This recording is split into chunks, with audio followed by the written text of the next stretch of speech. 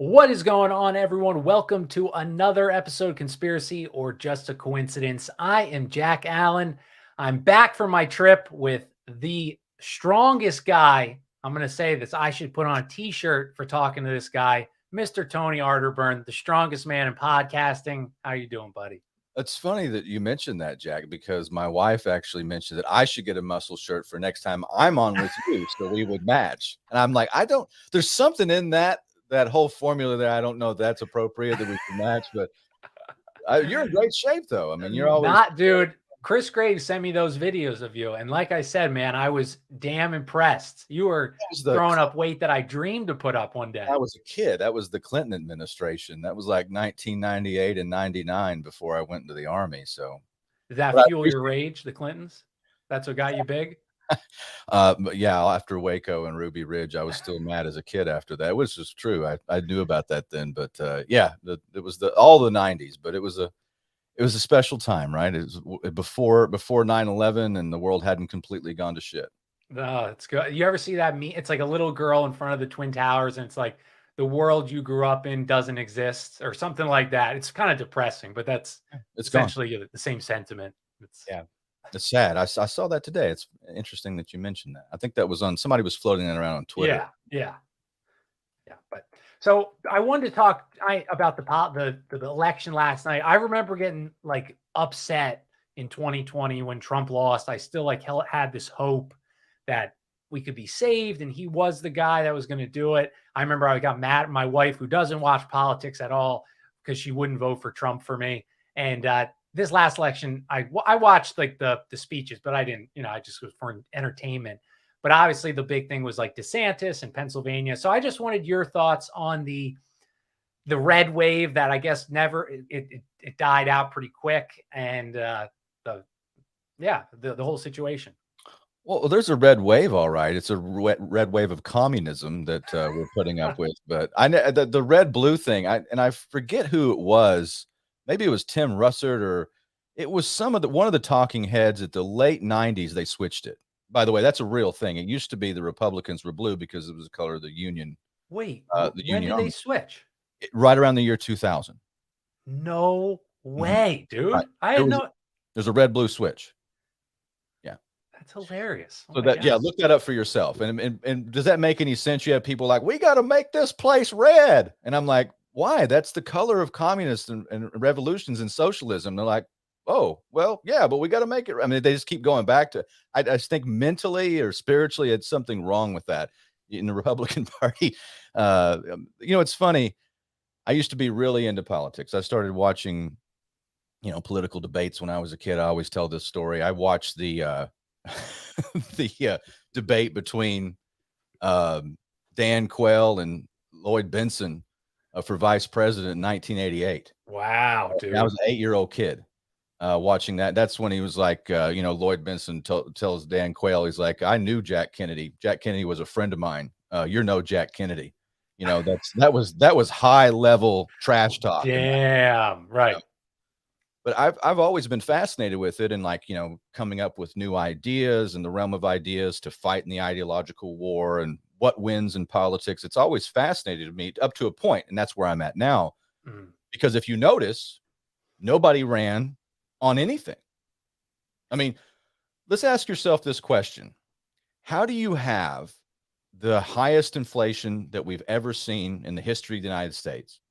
Okay, because by the way, every time you have inflation, it's worse than the last time because the dollar always devalues. It devalues. I never even thought of that. Right, because there was it's the worst we've seen in 40 years. I'm like, no, it's the worst ever, because it's always on a trajectory down, right? Because you have unlimited paper. There's no value in paper. But that's not what, talking heads are just to try to bring up graphs and make them look smart or something. But so it always comes down to what's happening in the world, what's happening with the economy. So you've got a melting dollar. Everybody knows the price hike. Let's call it Putin's price hike. It's not. It's the Federal Reserve's price hike. It's central bankster price hike. So you have this increase in energy prices, increase in all your food. Everything goes up. Worst inflation ever, right? You have a United States on the brink of nuclear Armageddon because nobody really knows why. We have to, democracy or borders or something in Ukraine. No, and the talking heads, again, nobody knows why we're there. They don't know the history of it. Then you have Nancy Pelosi landing in Taiwan, the third in line for the presidency after, by the way, again, nobody knows their history. The talking heads don't know this. We signed away Taiwan on January 1st, 1979. Jimmy Carter did that with Zbigniew Brzezinski. Nixon and Kissinger offered it up to Mao verbally back in 1972. So you have the ruling class are being dragged into, and I say we are being dragged into by the ruling class into a possible civilization ending conflict. So that's going on. Then you have like the complete meltdown of the culture, everything. No one even talks about spending anymore. It's like, it's all on the table. Like, we're not even doing anything. The border, you name it, civil liberties that, oh, and by the way, I'll couch my language, but the experimental thing that you had to get right just to function, that, by the way, spoiler alert, there was not an executive order, and all those companies that had tried to enforce it, and the Biden administration, so all this stuff, and the Republicans ran on what? Hunter Biden's laptop. We're going to impeach Joe Biden. What is that? What are you doing? And the thing is, they're not doing anything. And so the red wave, or whatever it was supposed to be, and is exactly what I predicted, which I said, they'll probably win the House, but it won't be a big show. And they probably won't get the Senate because they didn't run on anything. But how did they give you the and that's why the left-right paradigm, as my best friend, I sent him a meme today. I was like, look at this. And this, by the way, this is a guy who's involved in Republican politics, and he agrees with me. But it has a picture of Baphomet, it's with the kids gathering around Baphomet. That's like, a trans, demon, whatever it is. And it's like pointing up, and it says right wing, left wing, elites. The elites are in the middle, right wing, left wing, right? So it's again, that's the left-right paradigm. They didn't run on anything, which I think was on purpose, because they agree. I mean, both parties agree in World War III. They love it. No one's trying to stop. We've spent $76 billion in Ukraine. The budget for Russia's national military defense is 60. So, and Zelensky, he needs more, see, he always telling me he really needs more money. That and the RNC calls me about 13 times a day. I think I've blocked their number over 100 times, and they find new numbers to call me from. So they wouldn't need my donation if they just ran on something, but they don't. And that should be a cue or something for anybody who's like waiting for a sign that this is rigged. They literally could have dominated. Why didn't they? They left it there, and try to get up the ladder through. And I've done this because I've been a candidate and seen how it's done from the inside. And I got to, shadow one of the last real politicians, if there is such a thing, but one of the last good old boys. Like, this is the oldest. My friend Ralph Hall was the oldest serving member of Congress to ever cast a vote. He was the last World War II member. And this is a guy, he would get elected with almost no money because everybody knew him. Like, he would do the old handshake. Awesome. He always said, his old quote was, like, I'm not that smart. I got to have a gimmick. And so he and I ran against him, but then I ended up helping him. And it's a whole story. But I learned a lot. He would, take me under his wing, and we talk history for hours, especially after he lost his office. He lost it to John Radcliffe, who became the director of national intelligence under Trump. Oh, and John Radcliffe does not like me because I used to be the surrogate and go out and, debate him. Right. So I learned a lot from him, but they don't have that anymore. And to get through the juggernaut of all the different factions and gatekeepers and politics, it's really hard for anybody grassroots. So if there ever was a time, and I'm not just for a third party, I'm for like a bunch of them, because I think, we're always told that this is a democracy, which it's not. Right. It's funny. The Washington Post is like, democracy dies in darkness. I'm like, democracy is darkness. That's where freedom goes to die. Freedom goes to die in a democracy. I'm sorry, folks. That's what democracies. I think it was Alexander Hamilton that said that democracies are as short in their lifespan as they are violent in their deaths. I mean, we're a republic, folks. We're supposed to have checks and balance. I'm not even for the popular vote for president, because I like the first 6 presidents we had. That was voted in by Congress. I just think the closer you are to your constituents, the more that you can control like your state legislator. And that's the thing is like, while we had the 17th Amendment, the banksters did that in 1913. That was part of their big rollout package with the Federal Reserve and the income taxes, get the banksters to elect your senators. So I think there's a good case to be made that more voting does not equal more freedom, because we have more people voting than ever and less freedoms than we had 100 years ago. So wow, that's nice. Yes. Yeah. if you were walking around in the late 19th century after we'd abolished slavery, I mean, if you're walking around the US, you could go start a business. You didn't have to get a permit. There was no income tax. You didn't have a social security number. And then you could take all your savings and put them in a coffee can and dig it up 20 years later, and it'd still be worth that, because there was no inflation either, because we didn't have fiat currency. This is a pretty good time. If there was like a little window, and then the banksters were like, hey, you know what we need? A worldwide cataclysm. So they gave us World War I. So anyway, going back to the election though, Jack, I think it's just more I knew exactly what was going. I'm so bored because nobody ran on anything. Can you think of, like, how does Dr. Oz lose to Fetterman? I live in PA. I couldn't. My one boss, he like vote. He'll vote who he likes more. He said he was going to vote for Oz. So I was like, wow, maybe there really is going to be something in Pennsylvania. But I have no idea what Oz ran on. And I think that populace is so small. Like, I don't think even if you had a great platform and you ran all these things, if you, whatever letter you had next to your name, there is no more like bring out Reagan wins in whatever year that was, 86 or whatever. We're a different country. Reagan had a 48 state landslide in 1984 against Mondale. I know this because I was 4 years old. I was around the time I started paying attention. Mm-hmm. I remember this stuff. You can't do that anymore. There's no, the Reagan Democrats. Trump tapped into what was left of that in 2016. And I like that. He did, because he ran a real campaign. I mean, he went, you have to give it to Trump. 2016, they took that plane of his, they landed everywhere, did all the rallies, and people were saying the rallies don't matter because we got, there's going to be sophisticated voting, algorithms and all this stuff. And I'm like, look, he's doing the old style stuff, and he was running against the establishment. It was a winner. He didn't do that in 2020. He ran with the establishment, and you can debate whatever happened. I think the whole thing, I mean, all of our elections are as long as you have electronic voting, you're not going to have real elections. Dude, I told you I'm reading the Andrew Jackson book, and I see a lot of similarities between Jackson and Trump in like their rhetoric and things.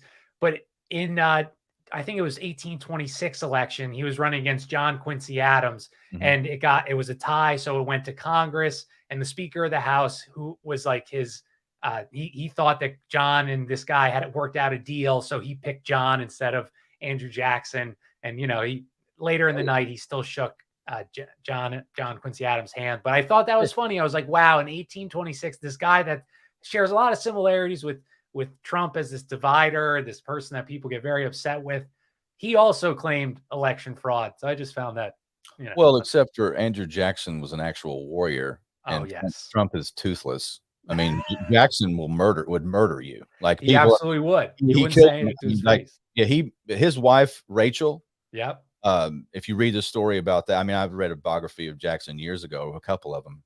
I think one when I was in Iraq, and I was thinking of that story. He loved his wife so much, Rachel, and she was married to another man, and he thought that they had all the paperwork done, and I think they went to Mississippi to get married. But that was a thing that followed him around everywhere the rest of his life. And when somebody would step up and insult him, it didn't matter if they were like 5 towns away. If he heard about it, he's like, okay, we got a duel. It's like, this is to death, and it's like, you insult my Rachel, and that he would do, and it was just insane. It's funny when you think about him. Aaron Burr had something similar, but he never recovered. But Jackson was somehow, maybe it's because he shot Hamilton, who was the banker's favorite, founding father. I don't know and Aaron Burr was friends with Andrew Jackson. But yeah, Andrew Jackson would kill you, and he used to get so mad, like he would slobber. Like, you read that? Yeah, that Scotch Irish, because he was 14 years old. He got cut by a British soldier in the Revolutionary War. Yes, and like he was protecting his brother who was dying, I think of yellow fever or something, and the British soldier sliced into his head, and it had this wound, and so he would go crazy. Like, he just hated the British. He hated the ruling class. In 1836, he killed the second bank of the United States, and he wanted that on his tombstone. He said he called the Rothschilds and the banking establishment. He said, "You're a den of vipers and thieves, and I'm going to rout you out." And that's what he did. He wanted it on his tombstone. He loved it. He killed the bank. Andrew Jackson was great. I mean, and like, except for you throw in, the Trail of Tears and abuses of power and things like that. But again, Trump had a bust of Andrew Jackson. I'm like, if you could, but Trump hired all the bankers. That's all that we don't have to talk about. Right. Yeah. Yeah. No, but those are that was the exact part I've read so far was like some guy called his wife like a whore because she was married and then married him. And he said like, by land or by sea, you can run, but I will find you and we will do. And he did. And they do.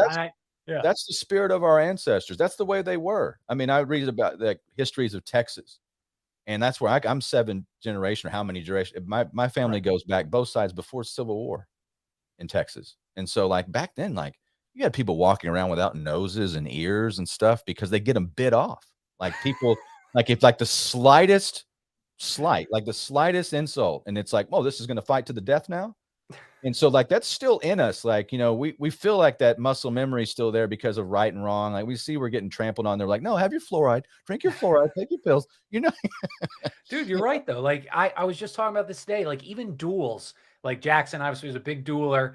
I mean, could you imagine two men, we disliked each other enough to say, okay, I'm willing to die over my dislike of you. If that happened today, people would, and I'm sure people cheated back then, but not to the degree that they would cheat today to save their life or turn around earlier or whatever. And the men back then were gentlemanly enough to follow rules, but yet they still want to kill this person. That's like, I can't even comprehend that in my brain. Like if you go back to the duel between Hamilton and Burr, like supposedly Hamilton had just re-embraced Christianity. Okay. I'll give you a little backstory. Hamilton for a while was a bit of a wild card when it came to religion. I don't know if you know this. No, I didn't know that. It might be why they still loved, but they don't talk about that latter part of his life. But he really re-embraced and found Christ and all this stuff. Interesting. Okay. I read a story about Hamilton at the Constitutional Convention, and supposedly, Benjamin Franklin said we need to invoke the deity. We need to invoke God and providence. And supposedly Hamilton said, we don't need any foreign aid before they signed. That's supposedly what he said. But by the time he'd ended his life, he was only in his 30s. He found Jesus, and he supposedly put his pistol in the air when he was doing a duel with Burr. But Burr was a mean kind of, he was more like Jacksonian, and he just laid that pistol down and shot Hamilton. That's supposedly what happened. But yeah, I mean, that's in our history everywhere, and now it's just, and that maybe that's why our society is so rude. And you can go online and you can insult people and call people out. It's like that kid that was on the plane with Mike Tyson. Right. He kept poking him, and Tyson in his 50s. And finally he's like, you know what? I'm just going to get rid of this guy real quick and just beat the guy up real good until he's like, just an invalid. So, yeah. Well, and this kind of even ties in the DeSantis Trump thing. I'm sure you've seen like Trump, I've said a few, de sanctimonious, whatever, and he also said something how he got a million more votes in Florida, and this is insanity, dude. Like this, if anybody, and there's people that still obviously will defend this, but if you believe in Republican Party or whatever, how do you even justify something like he is insane? He's insane. That was Reagan's 11th commandment: "Thou shalt not criticize a fellow Republican." Ah, wow. Trump is. I mean, you think about all this. If only he'd have been president. Jack, if only he'd had the power of the executive branch, if only he'd have been a once in a 5 generation chance for us to, the guy, he blew it. And then he raised $250 million after Stop the Steal. Where'd that money go? He's not using it to get out the Proud Boys or the people that just happen to be in the Capitol and walk through it on January 6th. But by the way, January 6th is worse than 9/11 and Pearl Harbor. Oh, worse than anything. Yeah. Jack. Yeah. I mean, it's worse. It's just, we live in such insane times. And then you got Trump making it worse. he's making it worse. Everything he touches is garbage. And I'm sorry. I mean, I know it's probably going to hurt your channel, but I've already heard. No, I've already lost all my listeners from it. By the way, I No. used to be a big Trump supporter. I wrote articles for him. I donated for him. This is 2016 going into, but he lost me. He signed the executive order on Friday the 13th, March of 2020. That emergency order is still in effect. It did the largest transfer of wealth in the history of mankind away from the middle class to the multinational corporations and the mega banks. It's unforgivable. So don't give me some guilt-free, but well, if we don't get behind him, it's going to be Biden. I don't care. I don't care. What I mean, the Republicans, they didn't run on anything. So what's the difference between the Republicans and the Democrats at this point? They both agree on World War III. They both agree that the Fed can pump unlimited amounts of dollars into the economy. They both believe in immigration unfettered, massive, because it's either going to line the pockets of the multinationals or it's going to give them a permanent voting block. I don't know where they disagree anymore. It's a great question, dude. Abortion, apparently, that's about it. That seems to be about it. And that's a state that's been the Supreme Court just solidified what everybody already knew, that Roe was bad law. It's a states' rights issue. They knew it. And I think they did that to make way for something else that's probably going to be terrible. And it has to something with body autonomy. And you know what I'm talking about. Because I'm pro-life, by the way. Right. But I've always been to well, why don't you just tell the Supreme Court to go pound sand? What about the 9th and 10th Amendment? Why do we need them? Why are they ruling on something they have no jurisdiction over? Right. That's been my thing with pro-life. And by the way, I don't think that not every time something deserves a law. If you have a society that is going to, do that, can you stop it with a law? I mean, is more law the answer? We have law. We have war on drugs. You can still die of an overdose in maximum security prison. So Absolutely. None of that stuff works. You can't. There's no political solution to a spiritual problem. We have a spiritual problem in this country, and they're trying to address it with politics. Dude, I feel like in recovery world, that's an expression, but it's not. There's no political. There's no. Anyway, continue. I know what you're talking about. I'm pretty sure that's a saying in the rooms there. But anyway. I used to go. My mom, would take me to AA meetings when I was. Oh, nice. And I got to sit through the big book and hear people's stories and all that stuff. Yeah. I mean, it's a good place it's a good place to be. I mean, sometimes you just got to go. Yes, it is an interesting place. For sure, I support that. But yes, I just found and I also, with that hurricane in Florida, that also because obviously, do you think DeSantis is gonna say he's gonna run? Is he gonna announce? I hope so. It seems like I mean, I don't like his stance on you can't criticize Israel, you can't boycott Israel, you can't. I mean, they all these Republican governors do that same thing. You can't. Israel's perfect. Everything's great. And so if you do that, you get fired or you get sanctioned as a state employee. I believe that's how that works. I haven't heard anything from him on World War III. He's not a peace guy, so I don't know about that. But as far as lockdowns and and he's still for the experimental thing that you need to get. He's all for it. It's not mandatory, but you should do it. Even with all these stats and statistics that we have in the Bears. But all right.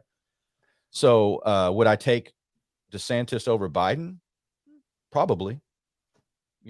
Probably. So I saw an article and I don't think I bookmarked it, but it was from a blue check on Twitter. And basically Trump in one way or another alluded to that. And I don't know how this, I didn't read the article, but I just saw that, I've read a little bit of it, but that DeSantis cheated on his wife with a porn star or something like that. And Trump helped him cover it up with his lawyers and sign an NDA and all these things like that while she was sick. And that because Trump said, the quote is, I know more about Ron than anybody besides possibly his wife. And but I just, again, insanity. Won't stop anything. Do those kind of things even do anything anymore? That's such a good point too. I mean, that does nothing. It's like, oh, he had an extramarital affair. I'm like, I think if you're a certain demographic or especially if you're a Democrat, you could do anything. I mean, as long as you're for population control and war and big pharma, you could do whatever you want.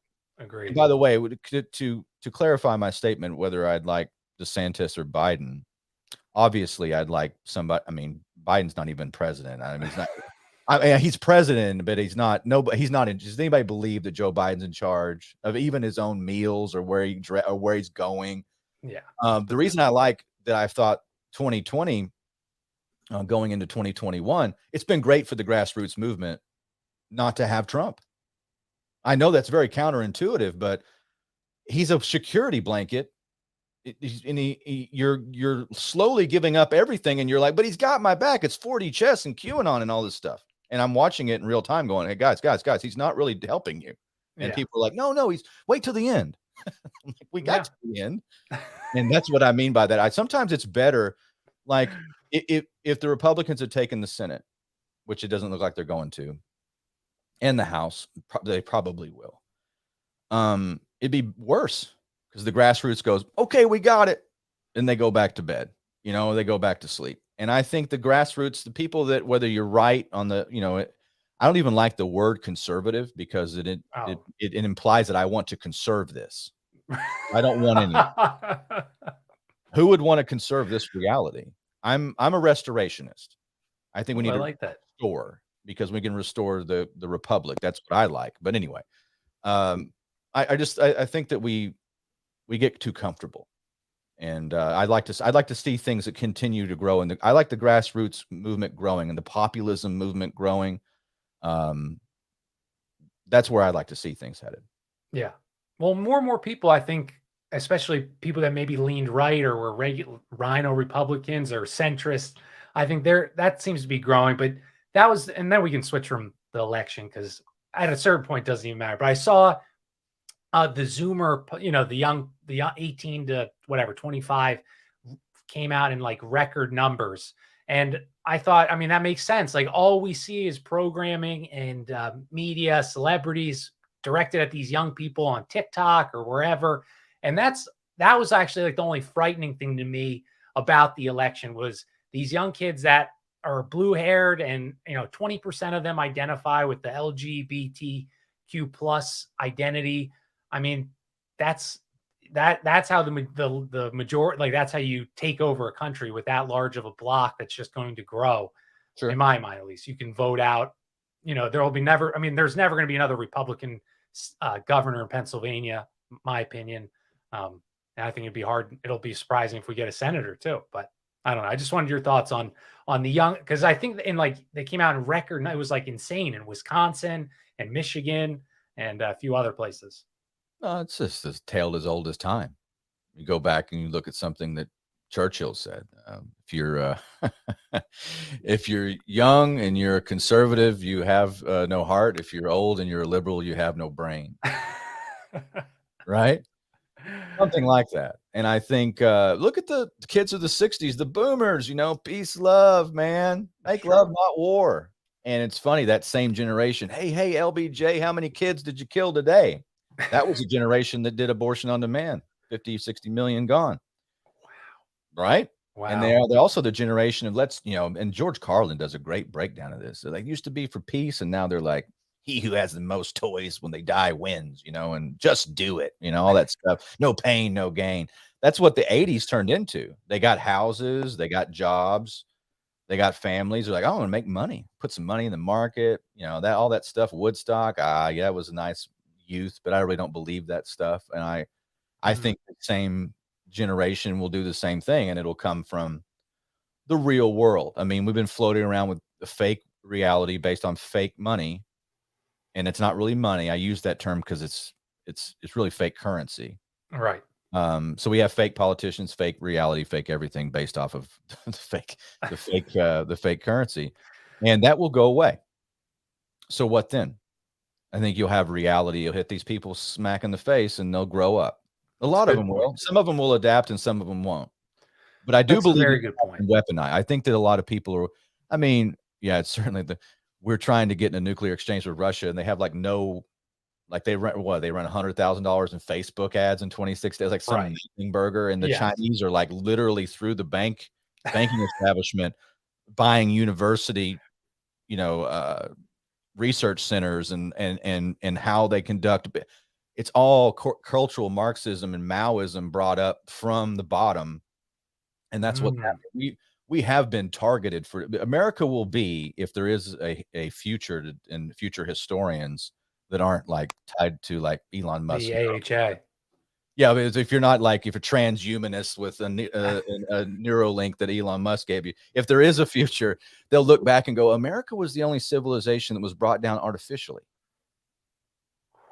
Right, because every civilization ends, right? Everything has a beginning and an end. But America's brought down artificially. I can prove it by the accelerating rate of it and the fact that there's no pushback in between the time. Like there's lip service, but no one really pushed back between the time that it was slotted. And I'm guessing it's about the time that the Trilateral Commission came online. You can go back and look at 1973. It's very clear that was stated. That America wasn't to be like militarily taken over, at least not yet. It was supposed to be kind of, instead of kicking someone down the stairs, they were just grabbed by the arm and just pulled back down. That's the way it was. Ooh. I started reading Sutton's Trilateral book, but I had like a bad copy that I like got off of a PDF, and it was too impossible to read, so I put it. And now I'm gonna have to. I've never heard that before. That that was the beginning of the end. The timeline. The timeline is. The timeline is 1971. Nixon takes us off the gold standard, August 15th, 1971. 1972, Nixon opens China. That's a huge thing, folks, because we had no diplomatic relations at all with China. That's when we went from being a Cold War country, pretty much, to being a what's they call the triangular diplomacy and détente through Kissinger, Nixon, and eventually Zbigniew Brzezinski. So, 72, we opened China, big market. All that stuff that was going to come into play. We didn't even have we gave up Taiwan. We did. I don't care what anybody says. It was Formosa. We gave it up. Right. 1973, this country runs its last trade surplus. We never ran one again. No way. This country is built on manufacturing, built on tariffs, built on strength. We never ran a trade surplus again. I went through some facts and figures the other day too, Jack. And just before I did a show, and I was thinking, okay, what was the debt of the U.S. when Kennedy was assassinated? What was the total debt? What was it? What do you think it was? $100 million. Oh, okay. Well, you're in the ballpark. It's 300 million or 300 billion. 300 million or billion? 300 billion. Damn! When Kennedy got assassinated. Yeah, that's insane, dude.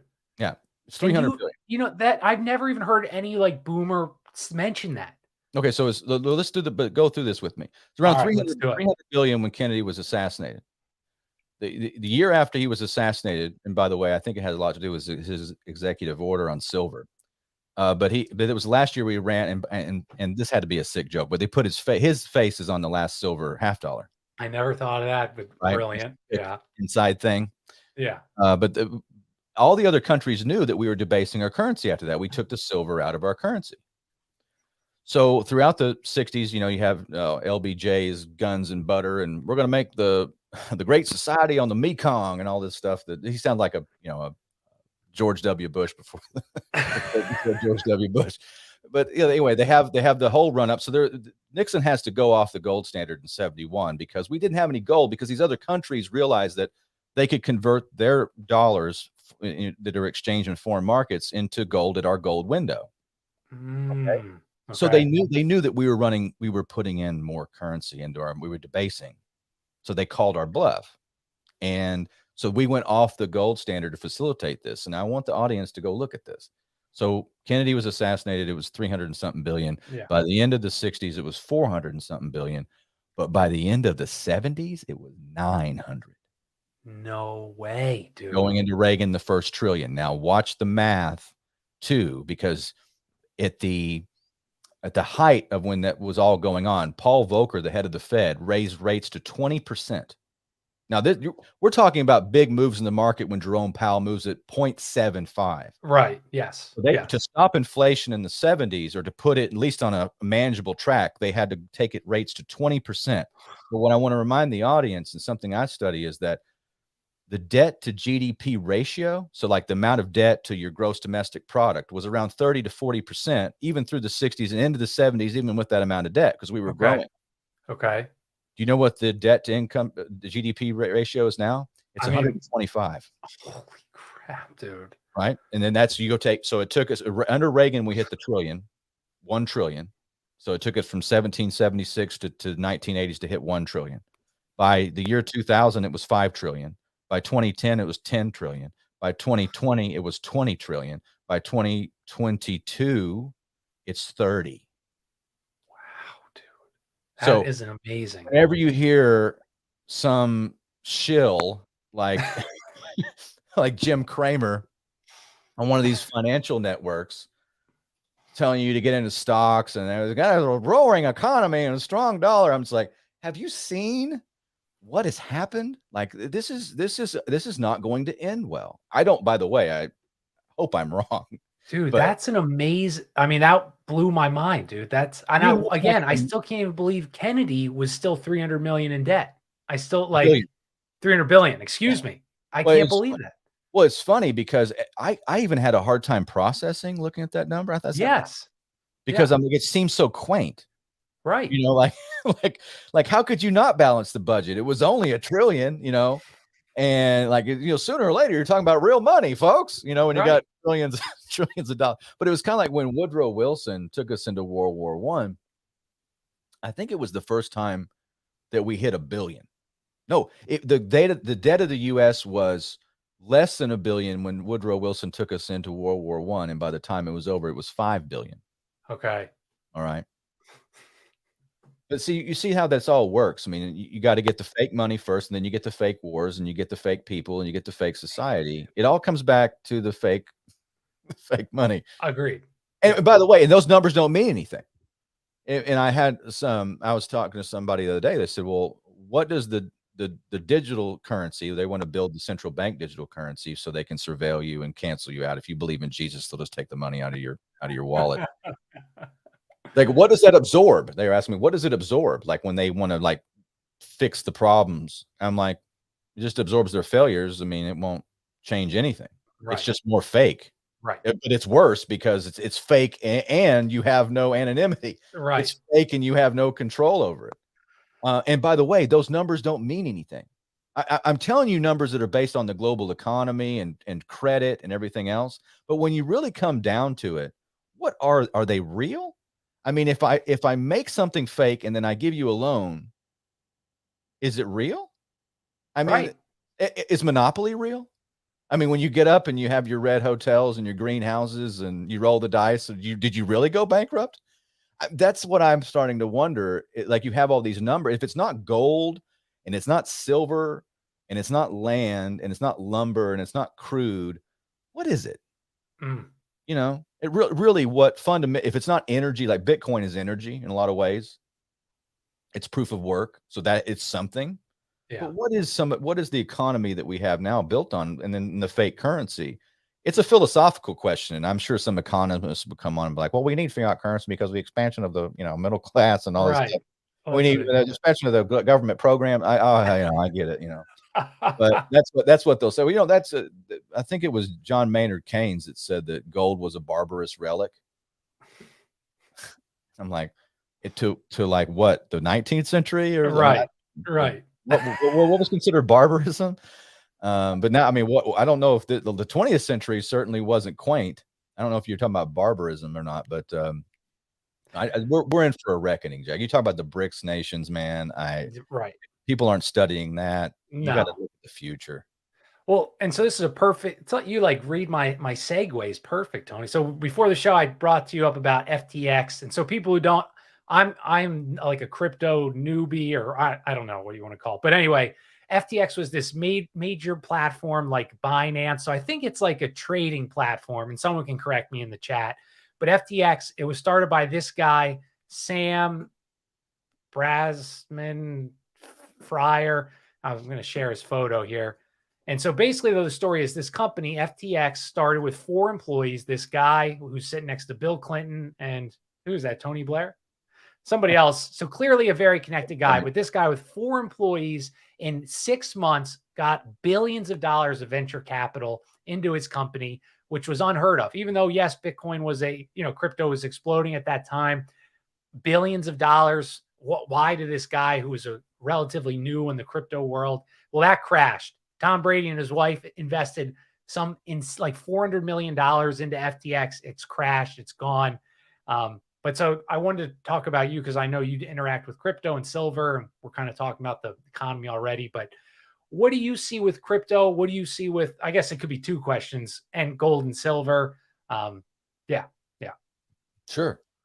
Well, my experience in crypto is I remember back in 2016, and I'd read about Bitcoin because I, read Reason magazine, libertarian publications, and I stay in the know. I didn't own any, but I think it was trading at like $300 or $400 a coin. yeah. And I saw somebody going up and buying Bitcoin from a little kiosk, and I go, "What's the spread on that?" And I went and asked them like, "So you put $100 in, and then how much do you get?" And they show me their wallet, and they get about 85. So it's like a 15% fee. And I go, huh. So I looked into, I bought my first Bitcoin. This is a whole long story because I I bought two machines and that was the only money I had, and I didn't get them. Wow. I had to fight for like a year and a half to get them, but we were able to go into business. And by the way, there was no venture capital. I Right. guess the way you get venture capital is you wear like workout clothes to a business meeting. I've always been fascinated with the people who just show up like they just got out of bed and somebody hands Yes. $1 billion, Right. like, just Well, you can fly to become Epstein. senator I'm like, like that. So, yeah, if you just here's Jeffrey Epstein, he's gonna if you'll just wear your shorts or I don't know, but I started buying the Bitcoin ATMs and I learned a lot, and I love Bitcoin. I'm not an evangelist. I'm not telling you go get Bitcoin. I like the technology. I love the fact that if Jack's in Australia and I'm in the United States and we decide that I want to buy something, some intellectual property from Jack, and I don't want to go through some bank or wiring or Western Union, I can just go, "Hey, Jack, here you go. And here's my number. Here's yours." Boop. And it's gone. right. Right. He's got it. Secure, peer to peer. Love it. I still think that Bitcoin has a story to tell. And there's a lot of people like, "Oh, we don't know who started it. And it's Satoshi Nakamoto." I don't know. I think it's the only way you could have a crypto that's legit, because no one knows. Right. And then the thing is, like, you can get these companies, and I do like other privacy coins. I like Pirate Chain, I like Monero and some of these other ones, but the whole crypto market, it had all these charlatans and other, it always happens. The circus comes to town, and you you'll get another PT Barnum, and they'll jump I into like it. something, and then they'll create a bunch of stir, and somebody will, they'll go to Epstein Island and find their venture capital. And I don't think everybody does that. But you know what? When you've been in business and you realize how hard it is to raise capital, and then you Right, see dude. somebody just falling in it, like, "I just buy Dude. checks as fast as I can." I'm like, "Oh, okay." So what's happened is all these cryptos got tied into the regular markets, which I said are fake. And we were doing True. some research. Chris Graves and I were doing some research this week, and we're talking about he found like how many. I go find out how many zombie corporations there still are in this country, just in this. Yeah. How It's like it's in like the 20 or 30 or and what does range. a zombie company It's a mean? company that doesn't make money, but still is propped up by other Oh, like multinational, Twitter. like almost every company on the stock exchange. Yeah, Uber, all these All companies, of them. They right. don't make money. Right. They're propped up by other things. So they're I don't say Uber's a zombie company, but there's other companies like in '08, there was companies that don't serve a function other than like retaining their own stock certificates, and it may have Interesting. something to do with inverse fascism or something, like where the government hides stuff because there can't be FOIAs on companies. I think they hide stuff in Ah, okay. Okay. I think that's Okay. why that's neither here nor there. But you have this fake economy, and so much of that went crypto's going with it right now. But I do think Bitcoin, you got to look at some of the, Bitcoin magazine, some other people have been writing about Bitcoin. And I'm still optimistic on it. I'm probably going to start Okay. buying when it hits the 10,000 range. I may start Interesting. buying some again, and we'll see where it goes. But I'm in the gold and silver business. I just sold all my Bitcoin ATMs, but I sold those. We had a few I accumulated over the years, and my brother really took that. He did a great job with it. That's Um, awesome. but I do gold and silver, and that's wisewolfgoldandsilver.com. We service nationwide. We also have a new membership program called Wolf Pack, which it's growing faster than I thought it would, and we're having a lot of fun with that. Um, but I think what you're having, Jack, is you're having a currency reevaluation right now, and this has it. And I mean, I want to address more your crypto deal because Yeah. I don't think crypto's over. I mean, people talk about the .com crash, and they're like it was the end of .coms. I'm like, but you realize that the .coms kept going, right? I mean, a lot of people are like, well, that was back when people remember when they invested in .coms. I'm like, yeah, and it was just you picked the wrong ones. I mean, That's a great point, dude. so you got to be nimble. I mean, and do look, some of the banksters and the lizard people have some good advice sometimes. Like you invest when there's blood in the streets. I'll give you an interesting factoid that no one will ever tell you. All right, I love it. You've told me lots tonight already, but tell me this one. No one will ever tell you this in the gold and silver business. I don't know why. I guess they don't want people to. They feel like they run off customers. But here's something I've witnessed in the years that I've been in business. People buy when the price goes up. The busiest I will be for purchases, not people selling to me, but for purchases is when it breaks the record. Great point. I get the least amount of money when it goes down. Every single time. And I mean, I cannot explain that. When gold hit 2,000 again recently, I think it was back in March. I mean, it's like people were lining up and they're coming to my door. Like, I just got whatever I got to get into. I'm like, well, I was charging insane premiums because people wanted to leave with it. And I had whatever and I would buy stuff that day and sell it again. I mean, it was crazy. No way. Wow. But when that turned off, that went away. They just had to get it. They had to get it at the record. And so don't do that. Look at stuff when it's down and have a little faith that, and do your research. And I'm not telling you go buy gold or silver. What I'm telling you is like, just the time that wealth is made is not at the top of the market. That's when it's rigged and they're about to pull the rug out from underneath you. Oh, so get your head on a swivel. They always prepare for their next move. And I think that's what the digital dollar is all about, the central bank digital currency. So we're either going to get the apocalypse, because that's how the only way they're going to save the fiat currency of the West, the dollar, is through war. That's it. You can't. Do you think the Biden administration is going to make economic sense enough to compete? They're purposely sanctioning us and siphoning off what's left of our wealth. I mean, you can't see that they don't even try. I mean, instead of opening up new drilling, they just release oil from the strategic reserve. Right. Why insanity? But that's to kind of placate people. So I guess I wouldn't bet when you're talking about the United States is 5% of the world's population, and we've had a hegemonic dominance of the globe for 70 years, 80 years. And that's what you call a turning. Have we talked about the fourth turning? Have I done that on this show before? I think I've heard it before, but I don't think you and I have spoken about it. No. We used to have, after World War II was over and Europe's in ashes and Japan was smashed, we had 50% of the world's wealth and we were 5% of the world's population. That's insane. I never heard that statistic. 50% of the wealth after World War II. Because we had a dollar as good as gold. We had, a very manageable debt, even with all the stuff that we pumped in for World War II, because we're making all the things with the arsenal of democracy. And there were still checks and balances. There was, they didn't have Rumsfeld coming up and going, we can't track 2.3 trillion. No one that would never fly. That is insane, dude. We had 50% of the world's wealth. Well, now you look at the BRICS nations, Jack. That's Brazil, Russia, India, China, South Africa, and about to add Saudi Arabia. Nobody even talks about that. Saudi Arabia, that's the petrodollar. They're going to the yuan. Right. So that's just the BRICS nations alone minus Saudi Arabia is 40% of the earth of population. So just demographically, we have made enemies with our ruling class, the elites. And I think that the BRICS nations, they're going to form their own exchanges. They're going to form their own currencies. And the dollar dominance is the reason that the Ponzi scheme continues. And people say, well, you gold bugs are always wrong. There is no hyperinflation. That's what they call me, gold bugs. That's you guys hilarious. are always doom and gloom, right? Until we're right. Because we keep saying, well, this is how you get hyperinflation. Well, the reason that Weimar Germany the reason they had hyperinflation and weren't able to recover is because no one else used the mark, but everybody uses it. A lot of people use the dollar, right? The Ponzi scheme, it's the lifeblood. A currency is like an electric current. If it stops, it dies. It's like a shark, right? So if you had any kind of stoppage to it, it just implodes. 80% of all the $100 bills ever made are not in the US.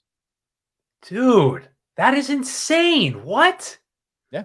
65% of all paper currency made for the US is not in the US.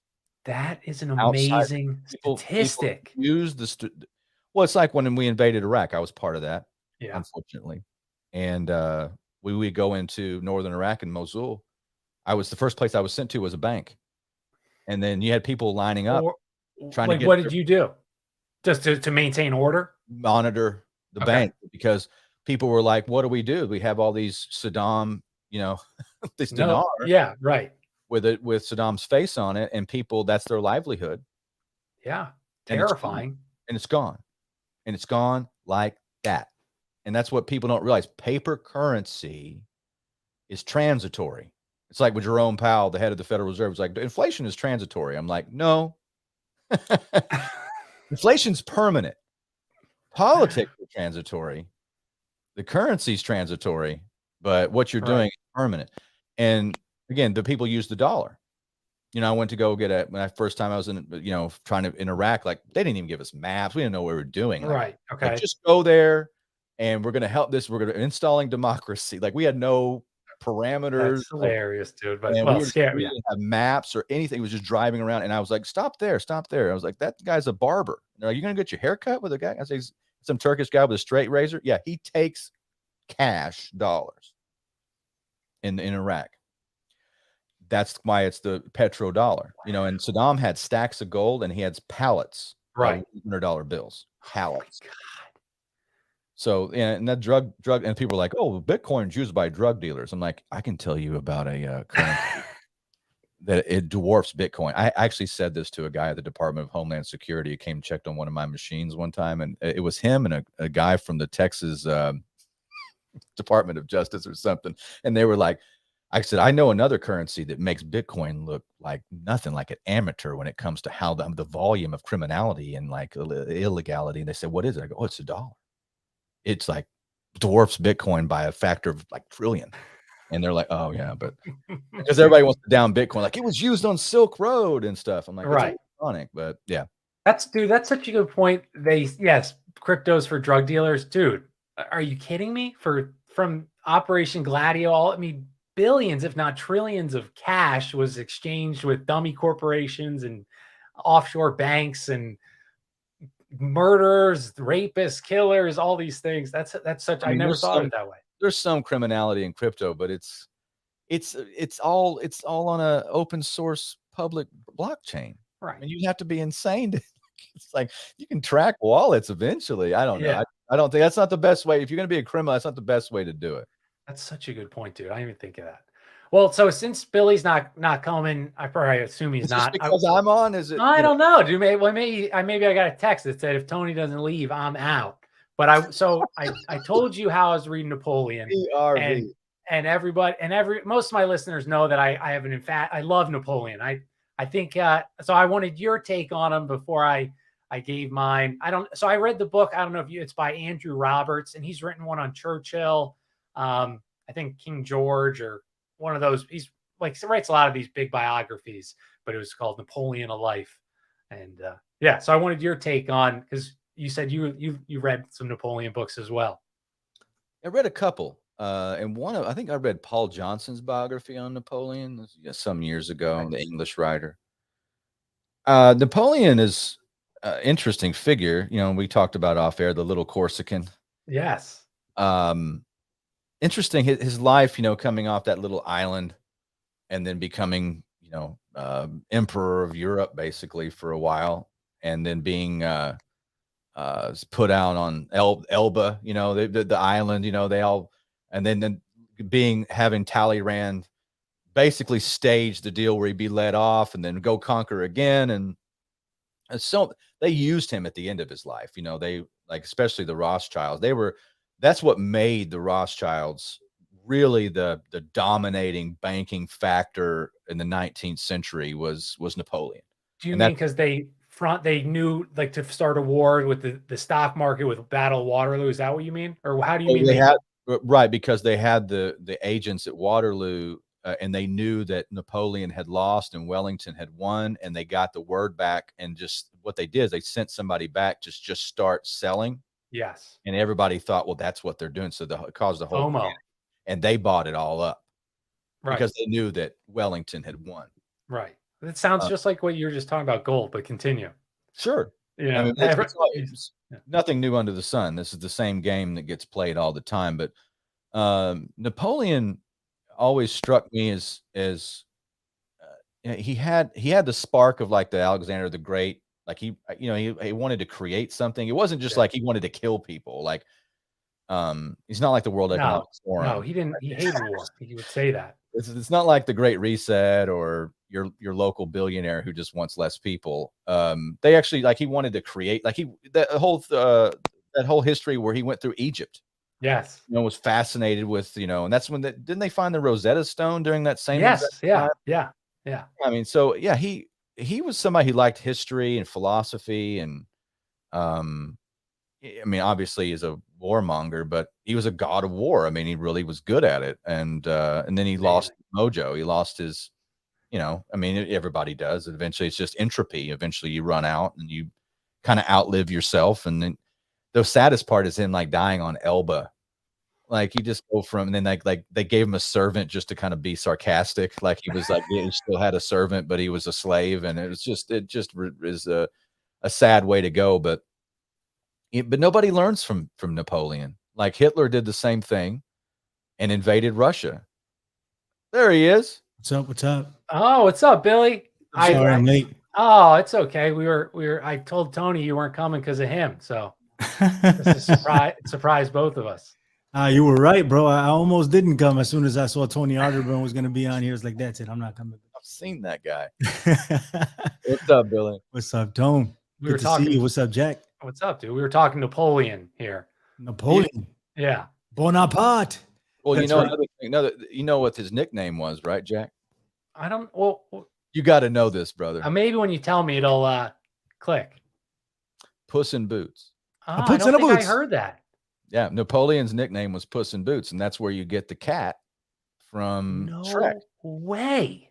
And that's what I think. I mean, he's got the same, Yes. It's the same thing. Yes. And Artie Lang from the Howard Stern show notoriously went a boots and a boots. So every time I see Puss in Boots, it's the boots and a boots, which is dope. And Napoleon is another movie reference. One of the greatest movies of all time, right? It's a book, of course, but I love the movies, The Count of Monte Cristo. And the dude that played Pachanga in Carlito's Way, I forget his name, but he was Driftwood in The Count of Monte Cristo. He would always when Napoleon came up for some reason, he went Bonaparte. So that always sticks in my mind when when somebody says Napoleon. What are you talking about Napoleon for? He's a fan of the biography, and I was just rattling off stuff that I remembered about Napoleon. And I was seeing what I could jar anything else loose, because a lot of stuff I'll think about and not, and it'll be years later and I won't be live on air, but sometimes I'll remember things. But it's one of those things you should study Napoleon, because at the end of the day, he went right back to where he started, which is a little rock. He went back and died on Elba. So he started on a little rock, went and conquered the world, went back to a little rock. True. Because again, this is like, you should study this, and maybe it's a Zen philosophy or Buddhism or Christianity, or maybe a mix. You should be careful what you want to conquer. And I'll tell you a story real quick, and that has to do with Napoleon. It's a story I read in a book called The Warrior Ethos, and it was by, I think, Stephen Pressman or Pressfield or something like that. It's a good little book, little tiny book on the warrior ethos, and it tells a story about Alexander the Great.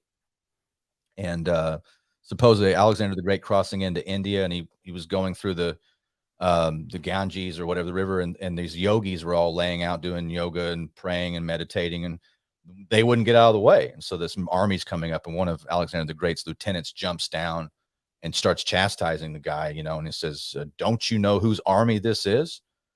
Don't you know that this is Alexander the Great? He said, this man has conquered the world. What have you done? And the yogi said, I've conquered the need to conquer the world. Damn. And Alexander the Great said, if I could be anybody else but me, I'd be this man. Wow. Supposedly that's the story, right? That's a good Those are little story. fun things about history, but yeah, the Napoleon thing, and Hitler learned nothing from this. Like, he go and do Nothing. the same stuff, and now we're doing it. Nobody learns anything from it. No. Well, Right, that's right. why because it seemed it's like the rhyming of, I brought this up to Tony, how Napoleon was born on Corsica. It was French and Italian. The Corsicans hated the French, just like Hitler was Austrian. And it's just these similarities, and nobody can ever make any of these connect. Like, they don't see these because they don't know. They're not taught it. They don't care to study it. And you can see these things just happen again and again and again, and we champion them. It's like very kind of depressing. It's a program in the simulation, my friend. Yeah. It reminded me something that you said, Tony, and now it's gone because, of course, that's the deal. Reminded me of Nebuchadnezzar in the Bible, and I don't remember exactly what, but I don't remember who he was saying this to, but he was like, isn't this the great Babylon that I've built? Like in arrogance, just saying I did this, like, and this is what's the same with it. It never changes, whether it be Nebuchadnezzar or all these other people, even up to Donald Trump right now. It never changes. It will never go away for some reason. And these are the people that make it to the upper echelons of power, because you have to be some type of crazy to get to that level. And you got to be some kind of crazy. And I think that's a lot of people that build things and create, entrepreneurs have that spark of crazy and a good crazy. But to seek power for power's sake, Right. I think there's got to be something in you that will never be satiated, and you don't have a lot of self-reflection. Have you ever read the poem Ozymandias by Percy Shelley? We should read that on. It's a really short poem, and it has to do with Percy Shelley coming across a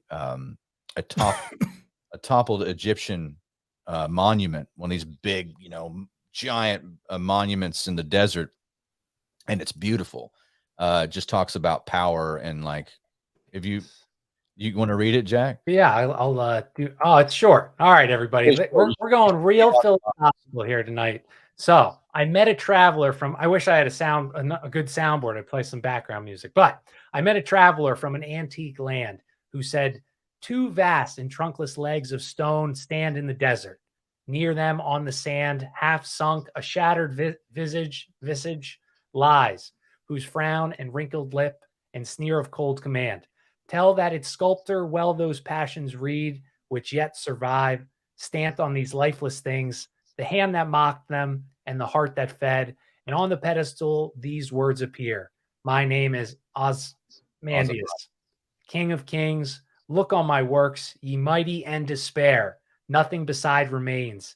Round the decay of that colossal wreck, boundless and bare, the lone and level sands stretch far away.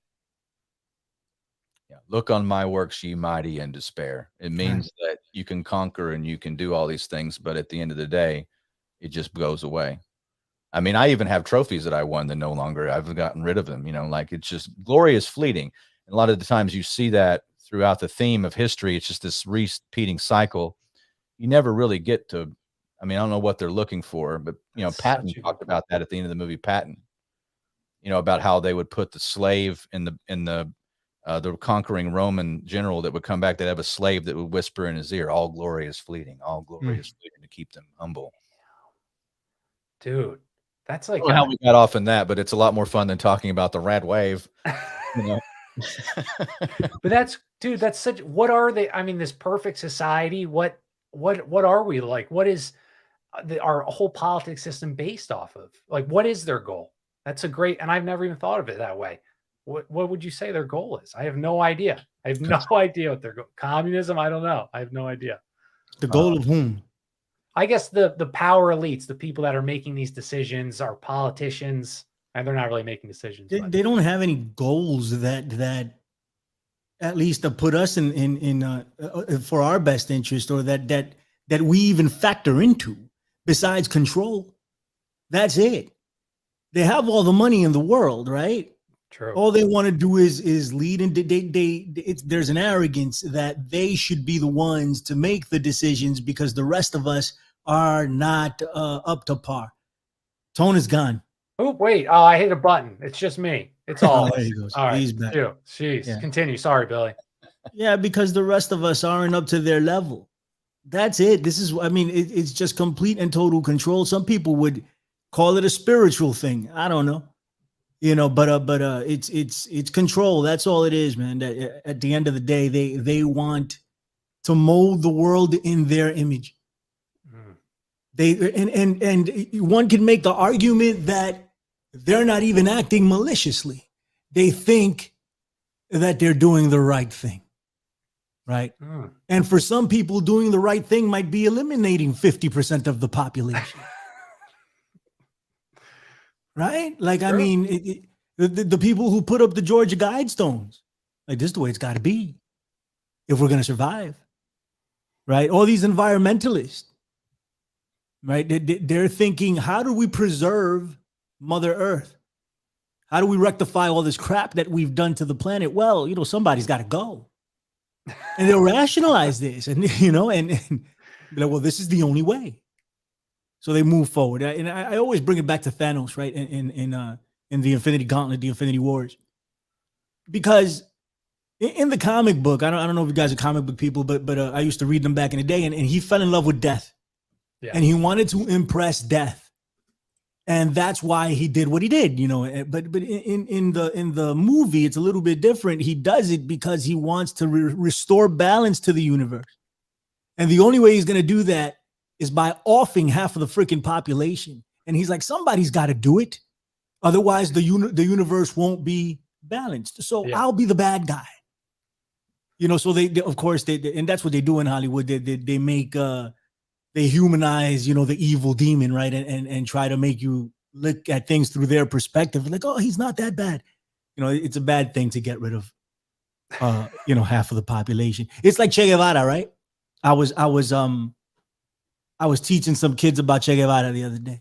I know nothing, so you're gonna be teaching me here as well. He was, you know who he is. Yes, yeah. Right. Tony probably knows more. Tony knows more than me about just about anything. So Tony probably knows more than me about this. But Che came from an elite family, and that's how they say that power has to come. I mean, change has to come from the bourgeoisie, right? It has to come from them, because they're the ones in with the ability to be able to do it. So he had some money. He came from a family with money. I think he was a doctor. I think he actually became a doctor. And he decided to travel through South America for kicks, him and his friend on a motorcycle. He wrote a diary. It's called The Motorcycle Diaries. It's a dope a film. It's a book. You can read the book, of course, but the film is dope. So as he travels through South America, he bumps into different people, different scenarios, things that he wasn't exposed to before. And he sees how poor people are and how much struggle exist in South America, right? And he decides that he's going to give them his money, and it's like, it's such a good thing. He has a good heart, a pure heart, right? And he wants to help out, and that's how the perspective started to shift, and he started thinking, well, what do we do to bring everybody up to the same level? Everybody should be equal. Everybody, He got with Fidel Castro, right? They started a revolution, and the rest is history. But some people love Che Guevara. Yeah. Right. And when I was a young kid, I still have this shirt. Tony, I'm going to send you a picture of me. I'll send it to both of you of me holding my son a week after he was born with my red Che Guevara shirt. That's hilarious, right? dude. And I'm sitting there with a red Che Guevara shirt, right? And I had a certain perception about what he was and what he represented, but I really didn't know. I really did. This is the story of my life. Like, I do things, I don't know anything about him. Then I find out, and I'm like, oh shit, what did I just do? Right? So I'm wearing this Che Guevara shirt, right? And so I was talking to the students about him and telling them, his story. but how divisive of a figure he was because of what he actually did. He killed so many people. He killed so many people, and it was like either you're with me or you're against me. Like if you want to leave, you're gonna die. And the way he looked at it is, I can't let you get away because it's gonna hurt the cause in general. Damn. It's gonna hurt my entire cause, and you are not going to be the one to stand in the way of me bringing equality to everyone. Wow. It's not gonna be you, so I'm gonna kill you. And that's what he did, and that's not right. I can't come to terms with something like that. You know, I just can't, you know, so I was talking to them. Of course, they didn't know who he was, but I wanted to show them, well, the struggle, you know, the purpose. It was a good purpose, right? It started off from a good place, but that good place, in order to protect that, what are you willing to do? How far are you willing to go? You know, and that's the story of Che. He got killed in the Congo, right, Tony? I think he got killed, or in Ecuador. Where was he? It was in South America. It wasn't in Africa. He did an African revolution too, right? I'm pretty sure, yeah, but I think he died. It was in South America. Fine. I don't know what country in South America he died in, but the contractor that killed him had CIA connection. Yeah, of course. And when they killed him, and this hurts me for some reason. I don't know, and I can't explain it. But when they killed him, the guy who did it took his Rolex watch. And this is the thing that Che Guevara had on him all the time. It was a signature. It was the same Rolex watch. And the guy who killed him took it as a you know, as a souvenir, as one of those, what do you call those heads that you put on? Like a shrunken head thing. Yeah. Not a shrunken head, like a head of a bull. Oh, okay. That you put over the fireplace. Trophy. Yeah, a trophy, whatever. Well, that's why he took it. You know, and there's rumors that Che Guevara's brain or something is over in Skull and Bones in the tomb. That I don't know if that's true or not, but that's a rumor. But anyway, that's the whole thing. Like it's how far are you willing to go to protect your ideas, you know? And at one point, does it become evil, even if it's coming from a good place, you know? It's just so many people are like this in history, but Che is somebody that I used to dabble with and admire, which I don't anymore. Not that I don't admire it. I don't subscribe to the same ideas that I did when I was 20, you know? But there's value and there's knowledge in the story. So there's that. Dude, that's got me thinking, my God, that's that helps. It's almost if that people were reminded of that, I feel like there'd be a lot less disgust and hate with each other on both sides. That we need to remember that all people, their actions, they think this is the solution. It's not that they're, you know, and I tend to forget that many times, that these people aren't inherently evil. These people aren't throwing soup cans on paintings. Yes, they are annoying and idiotic, but they think that cow farts are going to kill their planet. And so they absolutely do. They're going to do whatever they can to save the earth. And they see themselves on a mission like we do, kind of. Yeah, exactly. Like the people at January 6th. Like same thing. They was that Tone? It's been said, if you want to do great evil, first see yourself as a victim. When you begin to see, that's when great evil can take place, because I'm a victim. This is retribution. That's when evil comes out. Dude, do you know who said that? That's brilliant. Tony Arterburn. I don't think that's just said it right now. I've heard that from others. I think it was years of listening to talk radio and others, but I believe I heard that from Dennis Prager, if I want to give correct. Oh, wow. Prager, you coming in hot. Yes, but that's back from the early 2000s. Actually, I told Tony that a few days ago. He did. I steal all of Billy's stuff. I mean, I'm one of those projects, and Billy's like, if I only known that this guy was an absolute psychopath, if he's such a loose cannon and he's ruined my name and my brand. Well, I'll ask you, Bill, because we talked, but I wanted your take on DeSantis and Trump. The squabble that's starting, that's going to continue to grow. What is your any thoughts on last night and what's coming to happen? He called him Ron DeSantimonious. Yes.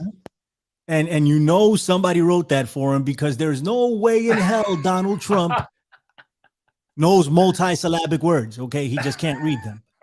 So I as soon as I heard him say that, I'm like, wait a minute, that's not normal. That is not in Donald Trump's repertoire. That's a little bit too much. So somebody wrote that for him, for sure. In Florida, there was the red wave, right? Florida just got taken over by Republican and Republican mindsets, and Ron DeSantis. I don't even know why I call it Republican anymore. I don't know what Republican is anymore.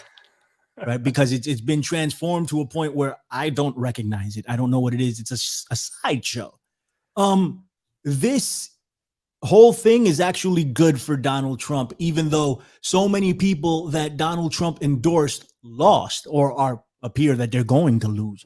And I'm very happy about it. I don't want any of these sick. I mean, the Democrats are just as bad. So it is what it is. But these MAGA people are just out of their minds. You know, like Curry Lake, thank the Lord, good riddance to bad rubbish. Get out of here. You know, get out of here. Like, Did you know, she lose? what? She is losing. Okay. You know, I don't know. You know, these elections are going to take like 5 months to solidify. What did you not like about? Was it Carrie Lake because you kept bringing up 2020, Billy? Is that why you got her on your radar? Yeah. She's a Democrat. I didn't know this. Yeah, she's like a hardcore Democrat that switched all of a sudden.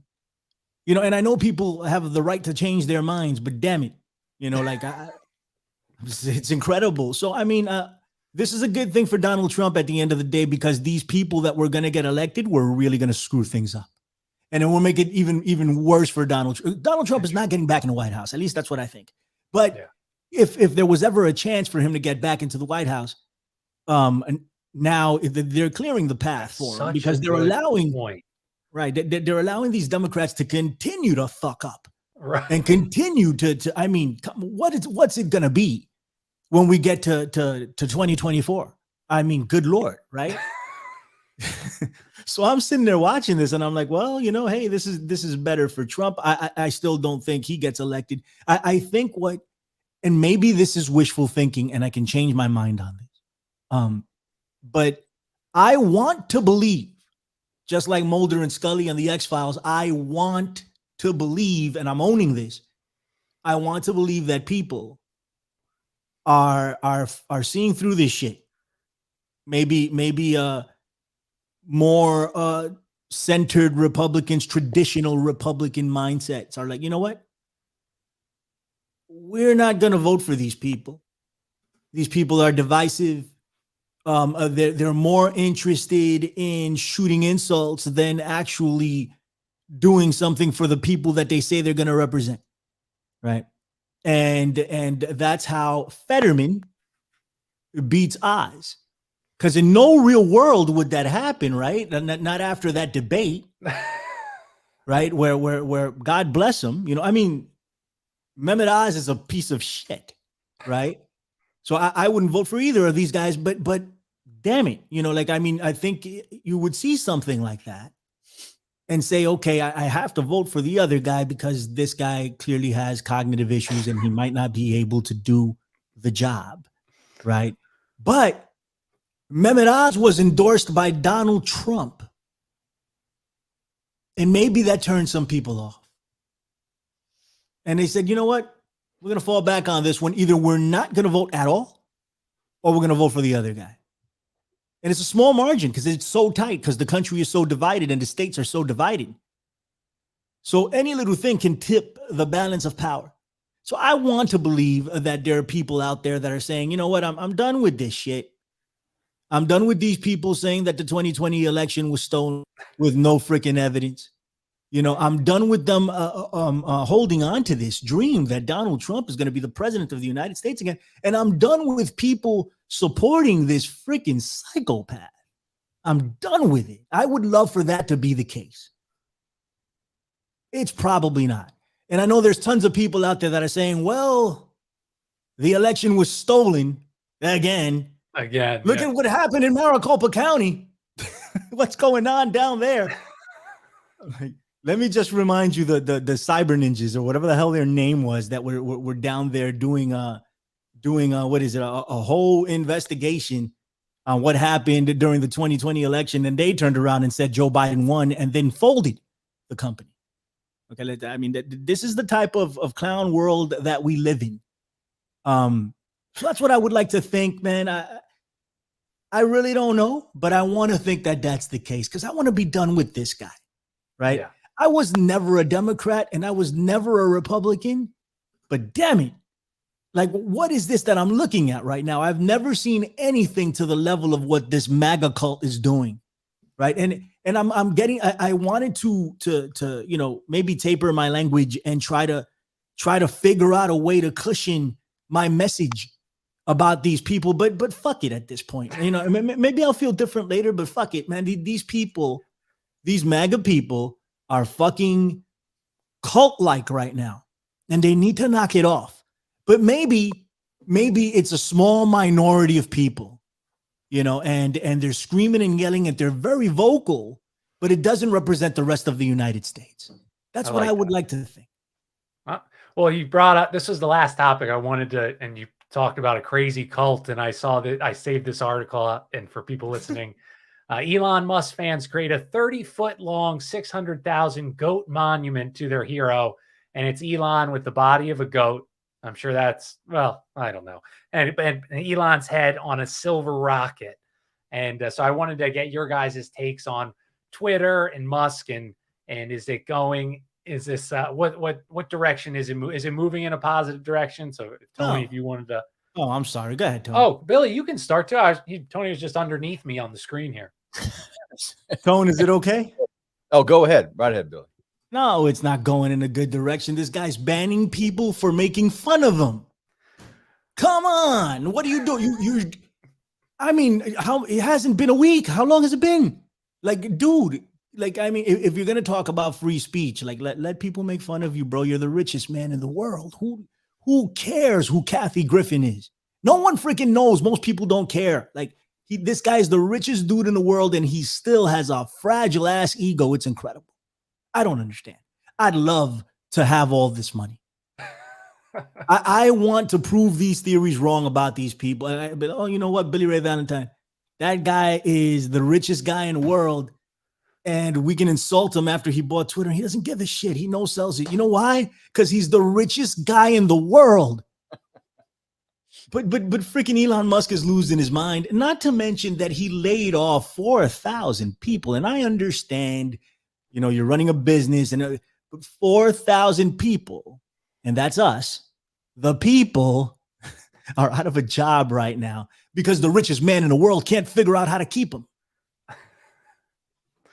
Can't figure out how to pay them. This is Elon Musk is the golden calf.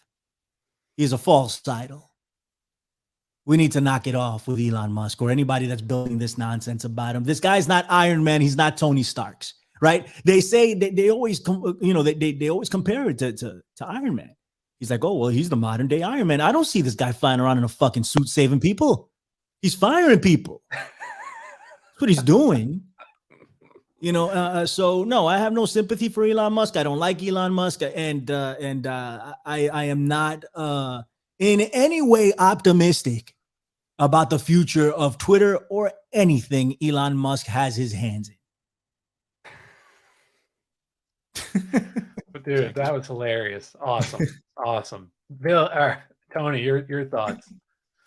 Well, I won't be surprised if they have a cost reevaluation and it's $666,000 to get that. I bet. I wouldn't be surprised. You got to think about Elon and all of the uproars. Oh, we've got another bill. Conservatives and the people on the so-called right.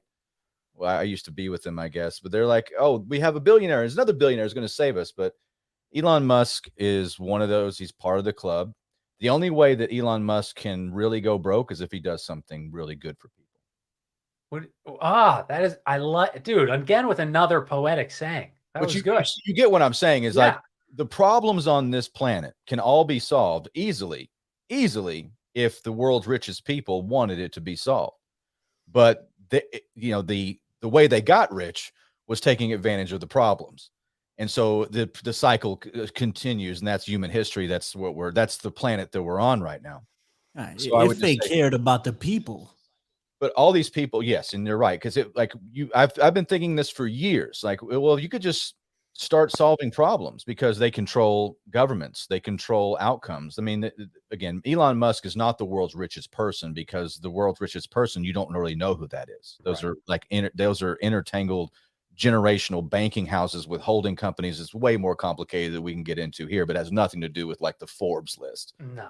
But Elon Musk is invited to the party. He's allowed to be a little bit of a bat. He can walk in with a sink and like, let that sink in. It's funny. I like the chaos. But you got to remember, his grandfather was kicked out of Canada. He was a technocrat in the 1930s. That's why they fled to Africa. I didn't know that. Yeah, he's a technocracy. That's his lineage. And then remember the H.G. Wells Things to Come. They made a movie back in the 30s, and there was this, like, that was the whole theme of the movie, was that there's going to come this group of like advanced scientists are going to make war impossible because they'll have all these advanced weapons, and you'll have to yield under their tutelage to build a new world. That's technocracy in a nutshell. Interesting. And Elon Musk is he's not a Christian. He doesn't believe in Jesus. He wants to hook you up to a Neuralink. I mean, he talks about AI and then he builds it. Like he says, he goes on Rogan. He's like, I told them not to do it. Yeah. But they did it anyway. And I'm like, well, then you're doing it. He's like, but then I'm going to hook you up to the thing in your brain. I'm like, I don't understand what's going on here. But then I do, because he's playing a role. That's what Elon Musk is. He's playing a part.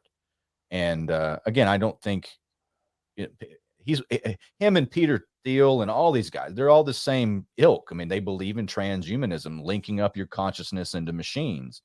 And they're not your buddy. They don't care about you. They're not your hero. I do like chaos. I mean, I it's funny, like, you look at Trump, and I don't like talking about Trump anymore, but I'm bringing him up because I think Elon Musk is the Trump of the tech world, where like he would go out and advocate something and then do the exact opposite. Yeah. He'd go out and say, he's like, we're going to make this a Bitcoin laser eye thing. And then he'd be like, Bitcoin's bad for the environment. I'm going to get rid of all Bitcoin. I like Dogecoin. I'm like, what is going on here? And he's like, we got to get rid of it. It's bad for the environment. And I'm like, you just changed your mind on that? Like, you didn't have the technical, don't you have think tanks that work for you? And like, you don't have good information. Again, he's playing a part. Yeah. So Twitter and all these other things. I mean, we're on one of those technocratic platforms right now. I have no faith in them. I mean, Donald Jeffries, I have to delete every one of his shows like 30 seconds after, so they don't ban his channel. And it's like, he doesn't even talk about anything controversial, but it's just, if you say like, we did a pretty good job tonight. None of us said the words that are going to get Jack's channel banned. We still got time. Oh, I can do them. I can do like you guys can save it for next show.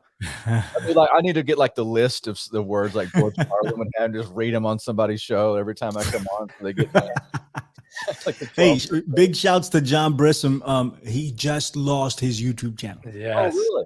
Completely and totally.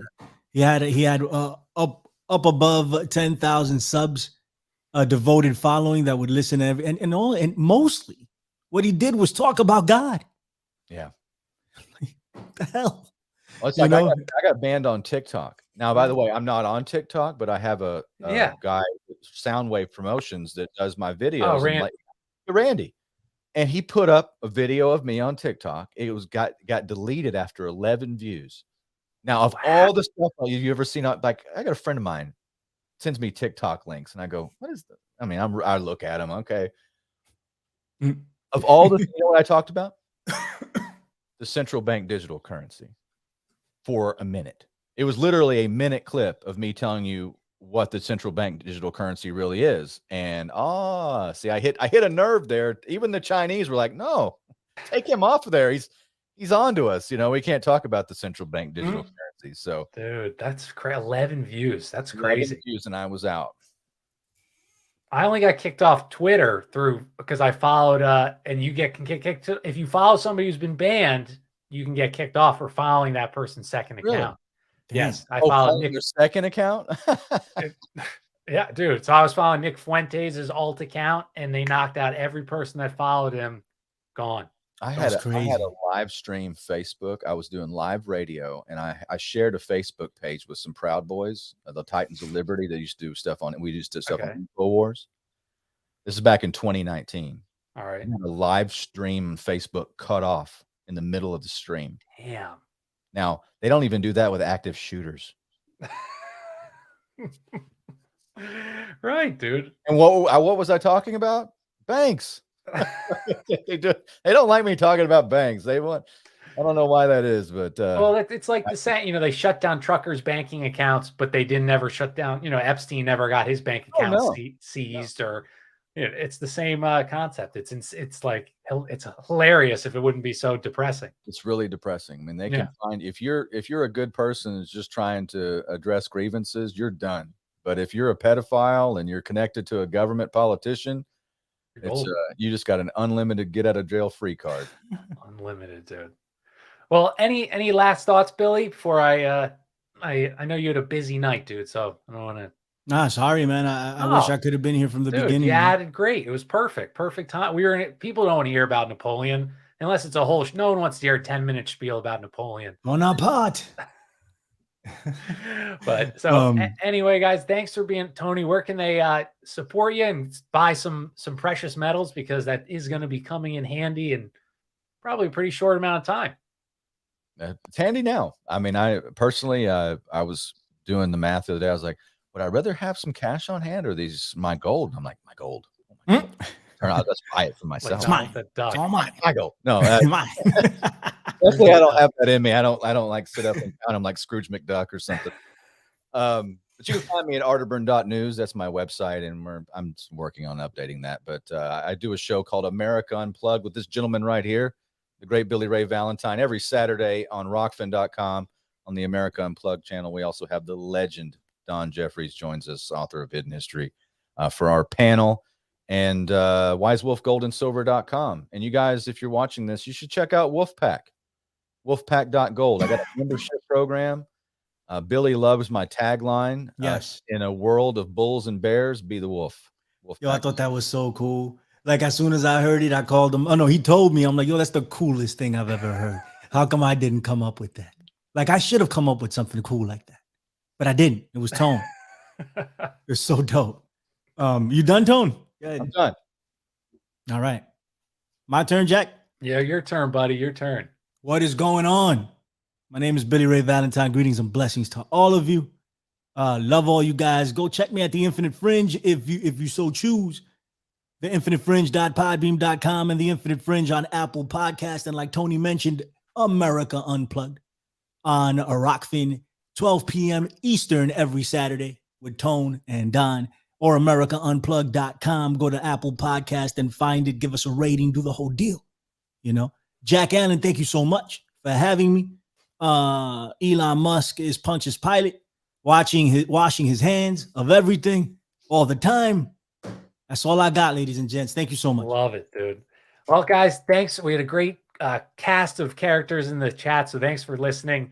I'll be on tomorrow at 8:30. We start a new topic. It is Templar Pirates and the Search for New Jerusalem. So it's an awesome book. So if you don't know much about the pirates and how they connect with the Templars, it's insane. So we'll talk about that. So thanks for listening, guys. Take care. God bless. We'll talk soon.